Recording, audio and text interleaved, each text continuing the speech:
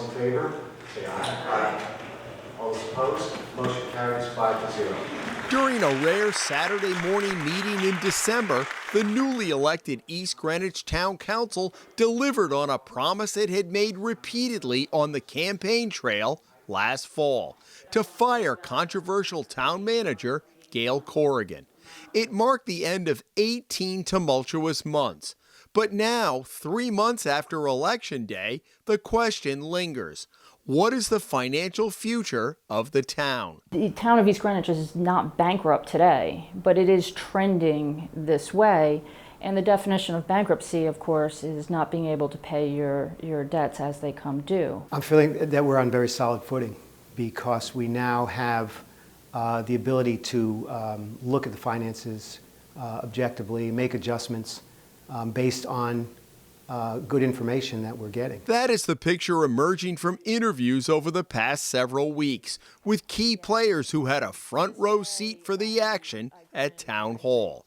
It included lawsuits, dozens of union grievances and unfair labor practice complaints, open meetings violations, ethics complaints, boisterous town council meetings, and ultimately an overwhelming victory for Democrats, fueled in part by a firefighters union that felt unfairly targeted. The community was not happy with this council and the way they conducted business, and they became more and more engaged over time. They didn't like seeing East Greenwich on the front page of the Providence Journal. Mark Schwager, the lone Democrat and only holdover from the last Republican-led council, is now leading 4 other Democrats who have never held elective office. Schwager, who has served on the council off and on for 8 years, said 2018 was the first time he could remember 5 Democrats on the ballot for a council race.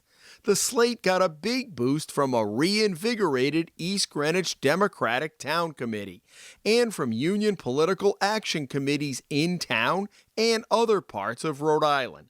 How big? A Hummel Report review of campaign finance reports shows the Democratic Town Committee received nearly $31,000 in contributions during the 2018 election cycle, including nearly $3,500 from 8 separate union PACs across Rhode Island.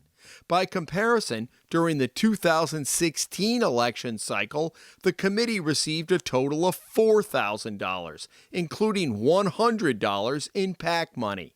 In 2014, it was $1,525 total with no PAC dollars.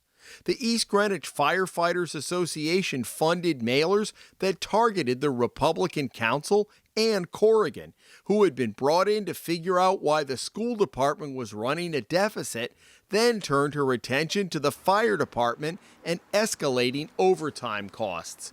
In her first public comment since being fired as town manager shortly after the new council took over, Corrigan talked about her tenure in East Greenwich and the election that effectively ended it on December 1st. And about the firefighters. They ran amazing ground game in town. It's actually fascinating in terms of how much time and money went into flipping this council. We had become kind of labor central to some extent because many of the labor unions were watching what was happening in East Greenwich. Corrigan was only planning to be in East Greenwich for 6 months. In the spring of 2017, the town council asked her company, Providence Analytics, to find out why the school department was running a deficit. For decades, this town of 13,000 boasted top-notch public schools and had been running surpluses. Corrigan had worked on the Central Falls bankruptcy with Robert Flanders and helped restructure the bankrupt Central Coventry Fire District, where she remains district manager.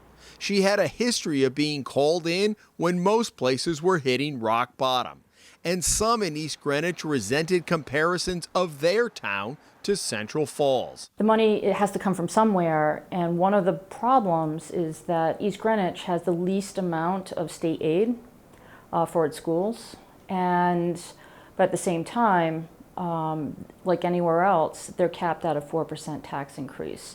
So you can't really tax your way out of it. The math actually, after a while, doesn't work. After looking at the schools, Corrigan, who eventually would be hired as town manager, turned her attention to the East Greenwich Fire Department, which came under the town's wing in 2013 after being one of the oldest independent fire districts in the country. Corrigan said a doubling in overtime in a short period of time was a huge red flag. Typically, when it was a district, firefighter overtime ran anywhere between $400,000 and $500,000. And that's very typical for something that size of a fire department. It wouldn't raise any issues. This year it's projected and it's on trend to go to 1.2 million. That, she says, is because the union negotiated eliminating a floater position and brought a handful of so-called lateral hires at a higher salary over from fire districts in Coventry. In East Greenwich, the contract had changed without really anyone understanding how it was changing. And there had been some secret side deals with these lateral hires. So obviously money is the biggest reason. Where in Central Coventry, probably the highest paid firefighter, and that's somebody doing a lot of overtime, barely breaks $100,000 right now in East Greenwich. Those lateral hires who might have been in the $60,000 or $70,000 range are now in the $130,000 range. Corrigan wanted to change the work shift to 3 platoons and 56-hour work weeks to cut down on the ballooning overtime, something North Kingstown had done successfully several years ago. But she had to wait until the contract expires in June. This is the exact reason why there was such a big, especially on the part of the firefighters, there was the big push to flip the council, because the firefighters knew that if I were still the town manager and if the Republicans were still the council members, that I would have been asking for, or I might have made these structural changes to bring the town back to fiscal stability. The overtime was the major red flag that attracted the attention of the new council that came on in 2016. They started the narrative that there was a financial crisis building in East Greenwich. The narrative that we needed to make very dramatic changes in the way we ran our finances, or we would end up in serious financial distress very quickly. There's always going to be overtime in the fire department, but to eliminate the floater, somebody was hoodwinked down there at the town hall. Peter Henriksen retired as fire chief in 2013 after 3 decades as a firefighter. Henriksen, a former union president, said things changed within months of the district becoming a town department. He decided to leave after the union took a no-confidence vote in him. I still to this day believe that the union did not want me to forge a relationship like that with the town council. They saw this as their golden opportunity to start fresh, do anything they could for me to leave so they could get someone to replace me and maybe hoodwink them in a couple of areas, which I believe has happened. And now look where we are. Then Corrigan was hired to take a deeper dive into the books. She hadn't even gotten here yet, and they were on TV. The union president saying, she was fired from here. She got in trouble over there. I mean, he was already slinging the mud before she had even walked into town hall. Because they saw what they'd done in Central Falls. They saw what happened in Central Coventry, right? Correct. Yes, and they were scared to death that those similar things could happen here, and the single biggest one was the 3-platoon system. The union would file dozens of grievances and unfair labor practices against the town. Union President William Perry did not respond to our repeated requests for comment. What they said was that the town was spending hundreds of thousands of dollars in legal fees for lawsuits and grievances and all this thing, all because Gail Corrigan was taking them to task. All because, she had this, they made her out to be this union hater, and she'll tell you she's not a union hater. She's a financial whiz when it comes to budgets, and she could see where the money was being spent and where structural changes needed to be in East Greenwich to kind of straighten that stuff out. So from the union side, they would go out and tell everybody, look what she's costing you. Schwager acknowledges the overtime in the fire department is a problem, but he said the previous council's approach was counterproductive. It made a negotiated settlement more difficult because it drove the parties further and further apart.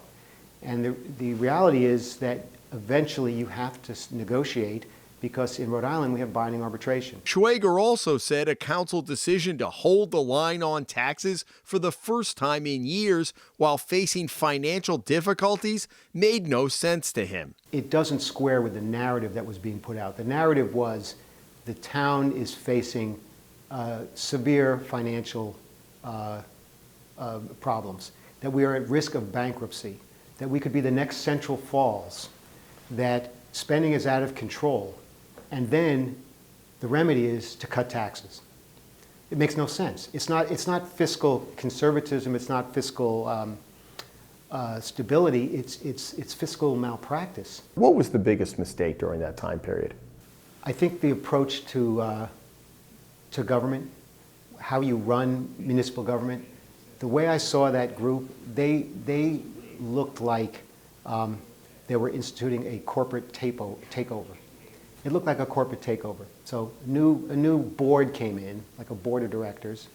They hired a new CEO, which was the town manager, and they approached it as if this were a company in receivership, and that they had the authority to institute unilateral changes. So where does the town stand? In this case, where you stand depends on where you sit. It'll be very interesting to see how these decisions, which are frankly short-term political decisions, how they have long-term effects.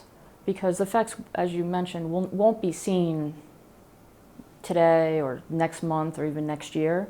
They're really going to be seen 2, 3, 5 years out. And 5 years from now, is East Greenwich going to be the town it was 5 years ago? I'm excited, I'm optimistic, but I'm realistic. And it's a difficult process that we're going through. There's a lot of challenges. But we've got good town employees. We've got a good council that can work together. We have an engaged community, and we have the resources. I mean, East Greenwich is such a lucky place. We have the resources to address our problems. In East Greenwich, Jim Hummel for the Hummel Report.